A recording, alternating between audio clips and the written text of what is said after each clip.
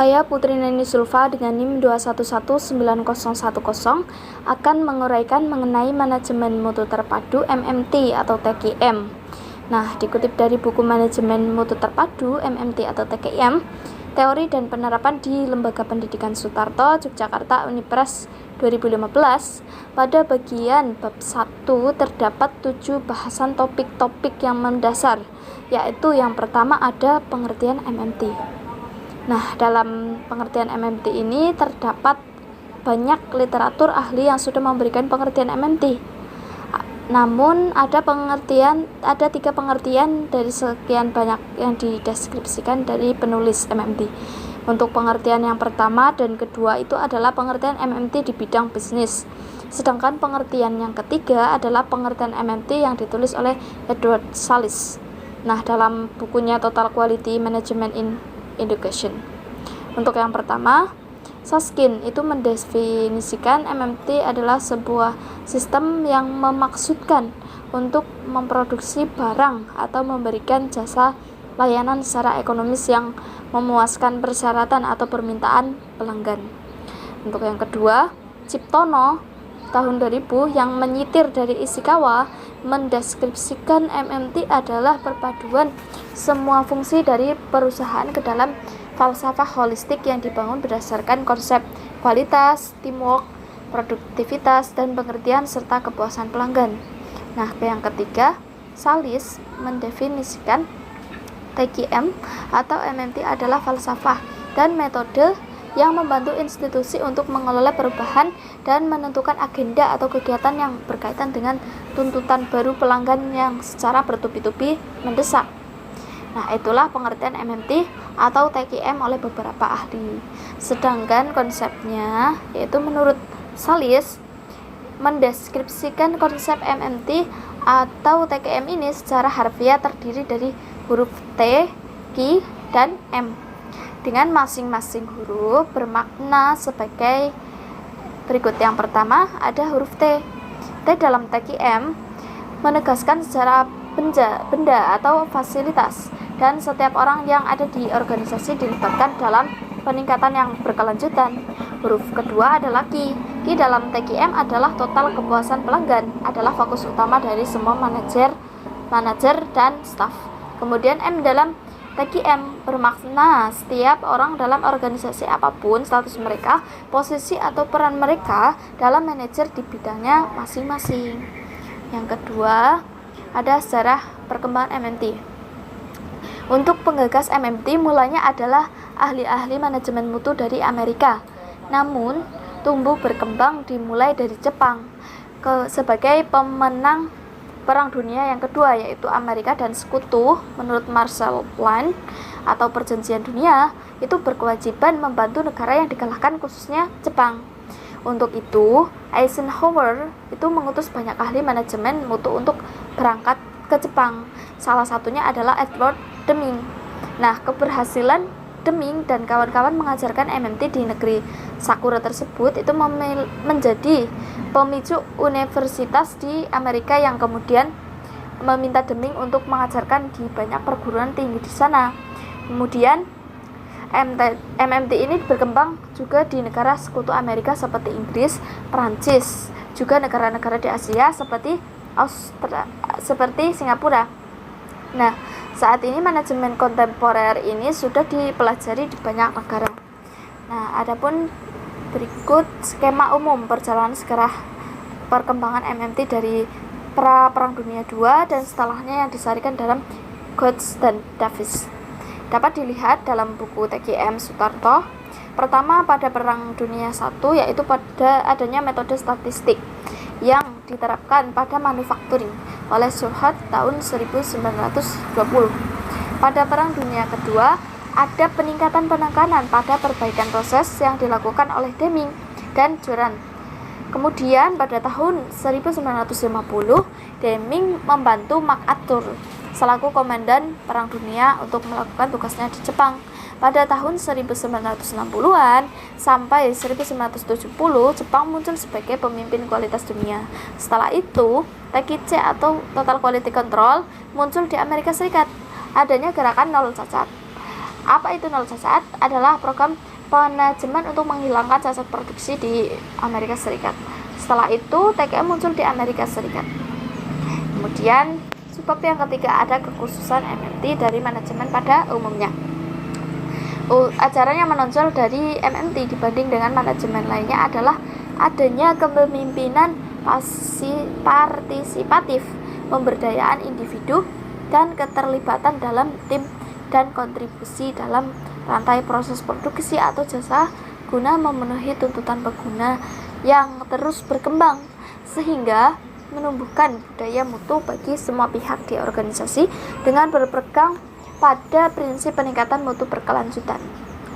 Salis dalam terjemahan Ahmad Aryadi mendeskripsikan ada 19 perbedaan karakteristik antara institusi yang menganut MMT dan institusi yang menganut non-MMT, sebagaimana yang disajikan dalam tabel. Untuk yang pertama, menganut MMT itu fokus pada pelanggan, sedangkan yang non-MMT fokus pada kebutuhan internal. Kemudian MMT fokus pada pencegahan masalah, non-MMT fokus pada deteksi masalah.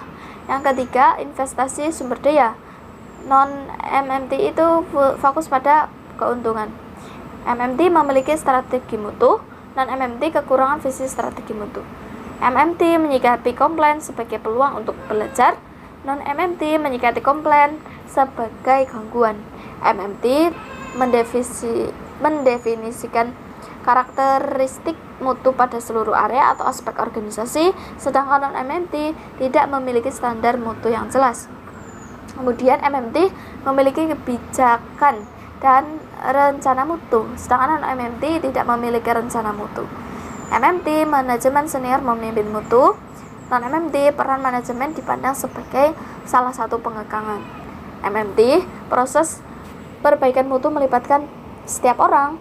Non-MMT hanya melibatkan tim manajemen dalam masalah apapun. Yang MMT memiliki fasilitator mutu yang mendorong kemajuan proses, sedangkan yang non-MMT tidak memiliki fasilitator mutu. MMT, karyawan dianggap memiliki peluang untuk menciptakan mutu. Kreativitas adalah hal yang penting. Non-MMT, prosedur dan aturan yang baku adalah hal yang penting. Kemudian MMT memiliki aturan dan tanggung jawab yang jelas. Non-MMT tidak memiliki aturan jelas dan tanggung jawab yang jelas. Kemudian yang ke-13, memiliki strategi evolusi yang jelas dan sistematis. Yang non-MMT sebaliknya. Kemudian yang 14, MMT memiliki mutu sebagai sebuah cara untuk meningkatkan kepuasan pelanggan. Yang non-MMT itu melihat untuk menghemat biaya. Kemudian MMT, rencana jangka panjang. Untuk non-MMT, rencana jangka pendek. Kemudian MMT, mutu dipandang sebagai bagian dari budaya. Non-MMT memandang mutu sebagai inisiatif yang mengganggu. Kemudian MMT meningkatkan mutu berada di dalam garis strategi imperatifnya sendiri. Kemudian non-MMT itu memeriksa mutu dengan tujuan untuk memenuhi tuntutan agen-agen eksternal. Kemudian MMT memiliki misi khusus, non-MMT tidak memiliki misi khusus. MMT memperlakukan kolega sebagai pelanggan, non-MMT memiliki budaya hierarkis. Kemudian sebab yang keempat adalah ajaran utama MMT.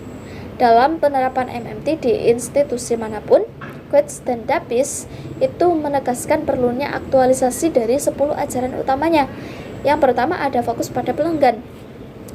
Dalam konsep MMT, bila diibaratkan kendaraan transportasi, maka harapan pelanggan adalah tempat tujuan perjalanan, yaitu yang menentukan kemana arah mutu produk atau jasa yang ditujukan. Hal ini berlaku untuk pelanggan eksternal maupun yang internal. Pelanggan eksternal menentukan mutu produk atau jasa yang diharapkan, sedangkan pelanggan internal itu membantu menentukan mutu personil, proses, dan lingkungan yang diperlukan untuk menghasilkan produk atau jasa yang diharapkan. Kemudian 2, ada obsesi mutu. Dalam setting MMT, pelanggan eksternal dan internal adalah penentu mutu. Dengan mutu yang tertentu tersebut, institusi harus terobsesi untuk memenuhi bahkan melampaui standar mutu yang ditentukan tersebut. Ini artinya semua individu di institusi pada semua level melakukan tugas dan kewajibannya masing-masing dan berupaya bagaimana dapat bekerja lebih baik. Kemudian yang ketiga ada pendekatan ilmiah. Makna utama dari pendekatan ilmiah adalah pengambilan kesimpulan berdasarkan data. Hal yang penting dalam setting MMT adalah penggunaan pendekatan ilmiah dalam merumuskan prosedur kerja, pengambilan kesimpulan, dan penyelesaian masalah. Ini berarti perlu dikumpulkan data atau informasi kinerja institusi, analisis, kemudian disimpulkan. Selanjutnya dipakai sebagai basis dalam menentukan patok duga. Kemudian memonitor kinerja dan menentukan program peningkatan mutu. Kemudian yang keempat ada komitmen jangka panjang. Institusi yang menerapkan MMT biasanya setelah mereka mengikuti seminar atau mendapatkan saran dari staf itu sering gagal dalam menerapkan model manajemen ini. Hal ini disebabkan karena institusi tersebut mengadopsinya seperti mengadopsi inovasi teknologi yang tidak diinternalisasikan, bahwa MMT adalah sebagai falsafah kerja yang memerlukan perubahan budaya baru dari seluruh organisasi. Kemudian yang kelima ada kerja tim. Dalam organisasi tradisional umumnya persaingan terjadi antar departemen untuk meningkatkan daya saing. Namun hal ini justru merugikan organisasi dalam persaingan dengan organisasi eksternal lainnya. Organisasi dengan menerapkan MMT membangun kerja tim antar departemen. Kemitraan juga dibangun dengan pemasok, instansi pemerintah, masyarakat, dan pemangku kepentingan lainnya sebagai pelanggan. Kemudian yang keenam ada perbaikan sistem. Berkesinambungan setiap produk atau jasa yang dihasilkan dalam suatu lingkungan yang dirancang sedemikian pula sehingga dapat dihasilkan produk atau jasa dengan mutu yang terbaik. Lingkungan yang dirancang tersebut adalah bagian dari satu sistem yang harus ditingkatkan untuk menghasilkan mutu produk atau jasa yang maksimal. Kemudian yang ketujuh ada pendidikan dan pelatihan. Nah, pendidikan dan pelatihan itu merupakan hal yang esensial dalam MMT karena hal ini merupakan cara peningkatan karyawan itu selaras dengan prinsip peningkatan mutu yang berkesinambungan. Dalam setting MMT, manajer itu memprioritaskan setiap karyawan untuk meningkatkan keahlian dan keterampilannya sehingga mereka menjadi karyawan yang cerdas, terampil, dan mempunyai semangat bekerja yang tinggi. Kemudian yang kedelapan acaranya yaitu kebebasan yang terkendali, yaitu melibatkan dan memberdayakan karyawan dan pengambilan keputusan adalah salah satu cara pemberdayaan. Hal ini juga menumbuhkan rasa memiliki karyawan terhadap keputusan yang disepakati atau muaranya itu keberhasilan pelaksanaan keputusan tersebut. Nah, keterlibatan karyawan di sini merupakan hasil dari perencanaan manajemen, termasuk karyawan diberi kebebasan merumuskan standar-standar prosedur dan proses produksi. Dan antar mereka itu saling berkomitmen sebagai kendali pelaksanaan untuk mencapai tujuan organisasi. Kemudian ada kesatuan tujuan. Ditinjau dari sejarah di industri, hubungan manajer dengan karyawan itu umumnya selalu berselisih, bahkan bertolak belakang. Manajer berharap karyawan bekerja maksimum dengan gaji yang seminimum mungkin agar biaya produksi itu menjadi rendah dan keuntungan yang diperoleh itu menjadi maksimum. Dan sebaliknya, karyawan berharap jam kerja yang minimum, fasilitas dengan kompensasi dan gaji yang tinggi. Dalam setting MMT, perselisihan ini harus dikompromikan. Organisasi harus mengupayakan segala daya dan upaya secara total untuk membangun kesatuan tujuan mencapai mutu produk atau jasa yang diharapkan bersama. Kemudian ajaran yang terakhir yaitu perlibatan dan pemberdayaan. Sebagaimana yang dijelaskan tadi, perlibatan dan pemberdayaan adalah ajaran utama dalam MMT. Keuntungan memperlibatkan karyawan dalam pengambilan keputusan. Pertama, keputusan menjadi lebih baik karena lebih banyak individu terlibat di dalamnya. Hal ini tentu harus disimultan, diimbangi dengan peningkatan kapasitas karyawan sehingga mereka dapat berkontribusi dalam keterlibatannya. Kedua, meningkatkan rasa memiliki karyawan sehingga mereka secara internal akan lebih komitmen melaksanakan keputusan yang diambil bersama. Nah, demikian itu adalah ajaran utama MMT. Untuk subbab yang kelima, ada rasional MMT di bidang pendidikan. MMT adalah suatu filosofi dan sistem untuk terus meningkatkan layanan atau produk yang ditawarkan kepada pelanggan atau klien. Kemajuan teknologi transportasi dan komunikasi itu telah menggantikan sistem ekonomi nasional dengan ekonomi global. Negara atau bangsa dan bisnis yang tidak mempraktikkan MMT secara global akan menjadi institusi dan bisnis yang non-kompetitif. Keadaan non-kompetitif ini dapat diatasi manakala warga negara atau institusi tersebut menjadi pelaku MMT. Oleh karena itu, sekolah, dinas pendidikan, kabupaten atau kota, atau perguruan tinggi itu sangat dianjurkan untuk dapat mengadaptasikan ajaran-ajaran MMT ke dalam organisasi sehingga masing-masing dengan menerapkan ajaran-ajaran MMT, sekolah dan institusi pendidikan terkait akan memperoleh beberapa manfaat seperti mampu memberikan layanan yang lebih baik kepada pelanggan, eksternal maupun internalnya, mampu memenuhi persyaratan akuntabilitas umum dalam reformasi pendidikan, kemudian mendorong lingkungan belajar yang menggembirakan dan menantang untuk belajar atau maju bagi siswa dan guru. Kemudian ada sebab 6 yaitu persyaratan penting pelaksanaan MMT. Di sekolah atau perguruan tinggi yang menganut MMT, tim, mutu, dan individu itu terus meningkatkan kinerja mereka untuk meningkatkan mutu produk atau pelayanan kepada pelanggan atau klien. Konsep layanan yang mereka pegang yaitu good enough is never good enough, atau cukup baik adalah tidak pernah cukup.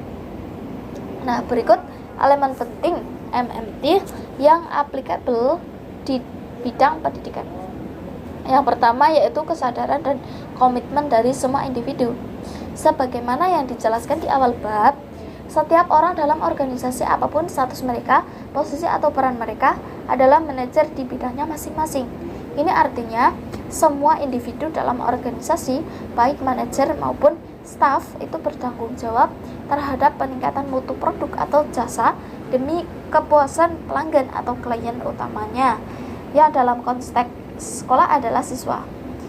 Untuk itu, MMT itu dapat menjadi modal manajemen pilihan untuk merealisasi anjuran di atas. Secara umum, cara terbaik untuk memulai adalah mengenalkan MMT kepada warga organisasi atau orang yang memahami atau ahlinya, yang memfokuskan pada yang pertama, falsafah MMT dan strategi pelaksanaannya.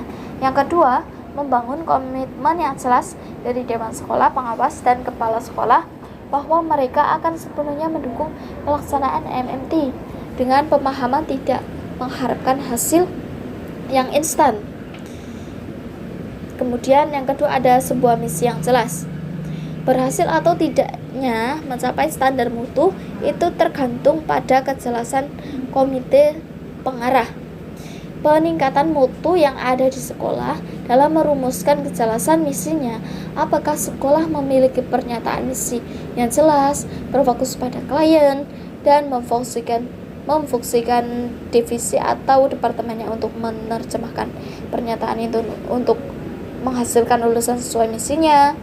Jika jawabannya tidak, maka masalah yang harus diatasi adalah merumuskan pernyataan misi sebagaimana yang disarankan. Setelah itu, ada pendekatan perencanaan. Sistem pendidikan tradisional telah menjadi terlalu terkotak-kotak. Guru X misalnya mengajar bahasa Indonesia secara rinci di bidangnya.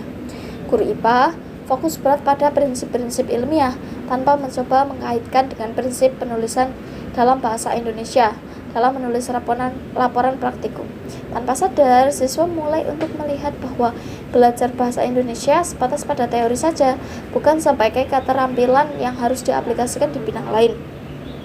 Jika diinginkan, siswa itu mempelajari cabang ilmu pada sampai tataran aplikasi, maka pendekatan perencanaan sistem pengajaran yang menyangkut lintas jurusan itu harus diupayakan. Kerja tim mengganti hierarki organisasi. Kemudian yang selanjutnya, kerja tim menggantikan hierarki organisasi. Hierarki organisasi dan hierarki tradisional itu masih dominan dalam bisnis organisasi dan sekolah-sekolah. Organisasi tersebut itu cenderung untuk mengedepankan yang penting supervisor itu puas. Walaupun sering atau umumnya terjadi, supervisor itu kurang tahu dalam bagaimana meningkatkan mutu daripada guru atau staf yang mereka awasi. Tim gabungan antar departemen dapat mengatasi ini jika mereka difasilitasi dengan beberapa hal berikut. Yang pertama, pernyataan misi yang jelas dan otoritas yang kuat. Kemudian yang kedua, dukungan dari pengawas, bukan sebaliknya.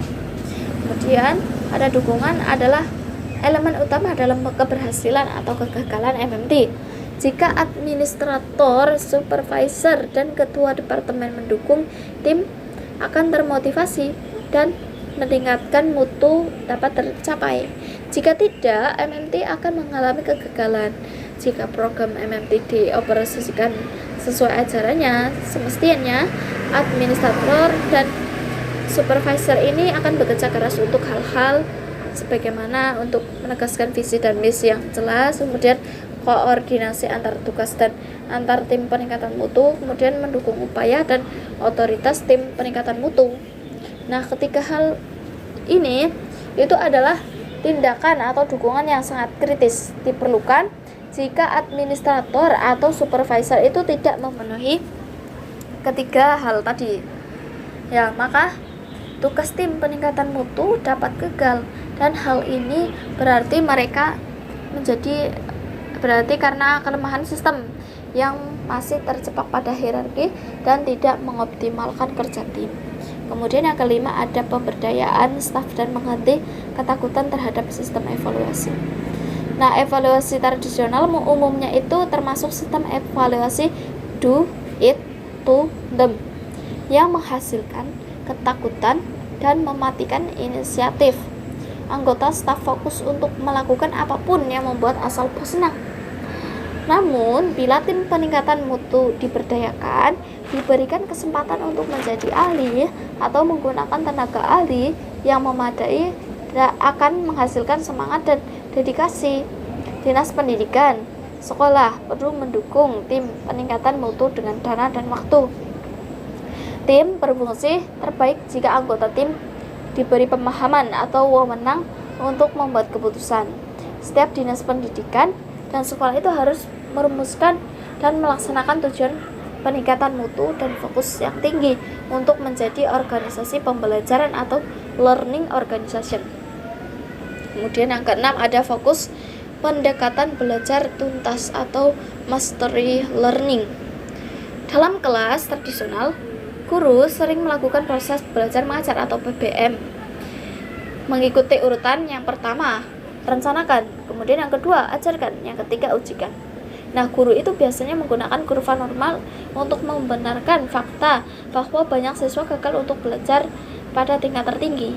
Nah, dalam pendekatan MMT, urutan PBM yang dianjurkan itu yang pertama, rencana atau plan, yang kedua, ajarkan atau do, yang ketiga, periksa atau konsolidasi atau cek, kemudian 4, remedi, mengajar atau remedial, kemudian yang kelima, ujikan. Pada langkah konsolidasi, ujian formatif itu untuk tidak dinilai dilakukan untuk memastikan siswa memahami materi pembelajaran. Bila ada siswa yang belum menguasai, maka perlu remedi atau pengajaran ulang dengan beberapa cara atau gaya yang berbeda. Bisa jadi remedi pengajaran dapat diulang lebih baik dari sekali. Sementara itu, siswa yang telah menguasai materi itu dapat diberikan materi pengayaan atau pendalaman dan diminta membantu pembelajaran bagi mereka yang belum mencapai penguasaan materi. Nah, sistem pembelajaran ini itu dapat menghasilkan kesuksesan pembelajaran bagi sebagian besar atau bahkan seluruh siswa. Nah, pendekatan PBM ini itu dikenal dengan mastery learning yang merupakan anjuran dari ajaran MMT. Kemudian anjuran tersebut yang ketujuh ada manajemen berbasis data hasil pengukuran. Di atas itu telah diperkenalkan ke siklus PDCA dari Sedgwick Deming yang merupakan juga ajaran dasar dari proses MMT. Perlu menjadi perhatian bahwa pengukuran adalah kegiatan sangat penting dalam langkah 3 dan 5, yaitu cek dan ujikan tadi. Sebagai contoh, seorang guru mengajar praktek di bengkel las yang akan menggunakan alat bantu komputer, maka ia dapat melakukan percobaan, akan melakukan tahapan PDCA, dan melakukan pengukuran di tes tahap 3, cek, dan tahap 5, ujian. Dan data hasil pengukuran ini diplot dalam sebuah diagram pencar. Untuk menyelidiki korelasi antara penggunaan alat bantu komputer dapat membantu pencapaian ketuntasan kompetensi siswa. Maka perencanaan atau plan PBM yang akan datang perlu dirancang kembali sesuai analisis data yang ditemukan sehingga diperoleh rancangan PDCA yang baru. Manajemen berbasis data hasil pengukuran itu memungkinkan mengejar dua tujuan dasar MMT dalam pendidikan, yaitu peningkatan efektivitas pembelajaran dan efektivitas biaya. Kemudian yang ke-8 ada pengembangan keterampilan siswa dalam menerapkan nilai-nilai MMT. Selain penerapan MMT, satuan pendidikan secara umum mampu meningkatkan efektivitas pembelajaran. Setiap siswa di daerah perlu dibekali pemahaman atau keterampilan bagaimana menerapkannya.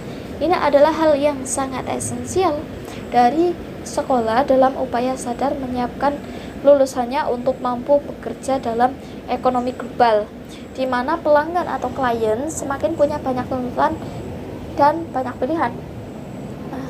Terlepas apakah seorang memutuskan untuk mengintegrasikan MMT ke dalam setiap pelajaran di program jurusan atau secara terpisah, yang penting siswa itu harus pada tahapan melaksanakan atau do. Tidak hanya sekedar belajar teori, dan bila berhasil akan menumbuhkan kebanggaan pada diri siswa. Kemudian ajaran yang ke-9 adalah fokus pendekatan rasional dan humanistik. Kemudian bekerja adalah dengan siswa sebagai makhluk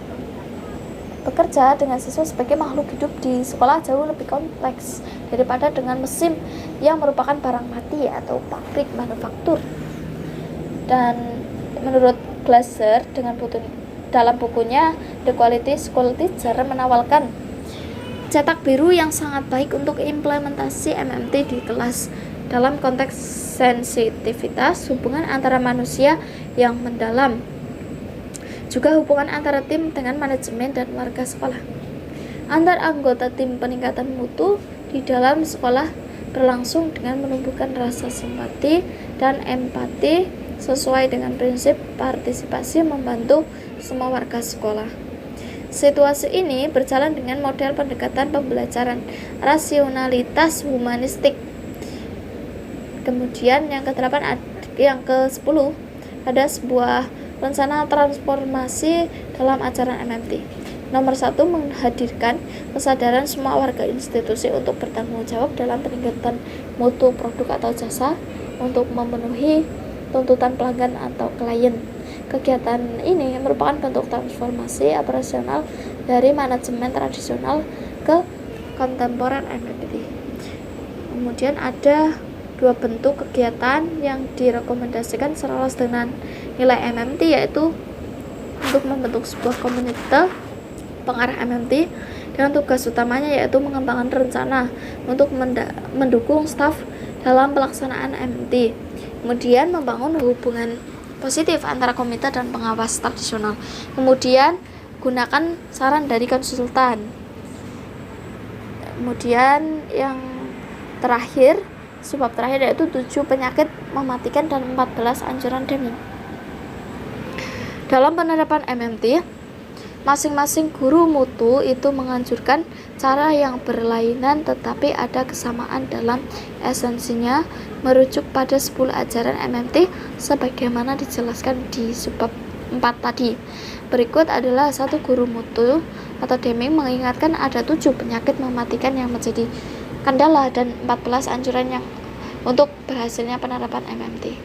Menurut Arcaro, dari 7 penyakit mematikan, penyakit yang ke-6 dan ke-7 ini tidak relevan di bidang pendidikan, yaitu biaya medis yang terlalu berlebihan dan penggunaan pengacara yang berlebihan, sehingga hanya ada 5 ajaran mematikan yang perlu dihindari. Yang pertama, ada kurangnya keajikan tujuan dalam mencapai mutu. Yang kedua, penekanan pada jangka pendek. Yang ketiga, menargetkan sasaran output tanpa pemberdayaan.